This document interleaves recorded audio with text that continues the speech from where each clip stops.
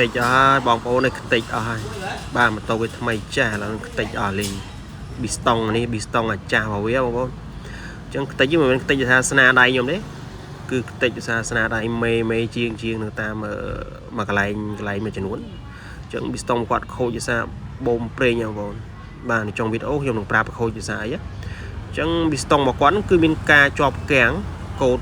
ខូចអស់ហើយអញ្ចឹងកត្តាដែលជាប់គាំងគឺដោយសារបូមប្រេងហ្មងគឺមីញ៉ុងបូមប្រេងគឺខូចទាំងអស់ហ្មងបាទ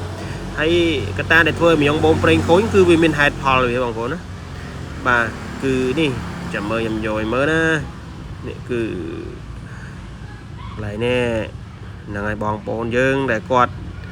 តារ៉ូខ្ចៅប្រេងម៉ាស៊ីនបាទសូមប្រយ័ត្នបន្តិចកាលណាតារ៉ូទៅបុកអាកញ្ច្រែងច្រោះអាកញ្ច្រែងនេះគឺធ្លុះដល់ពេលធ្លុះទៅកតិចកទីចូលតាមកញ្ច្រែងហ្នឹងធ្វើឲ្យចូលតាម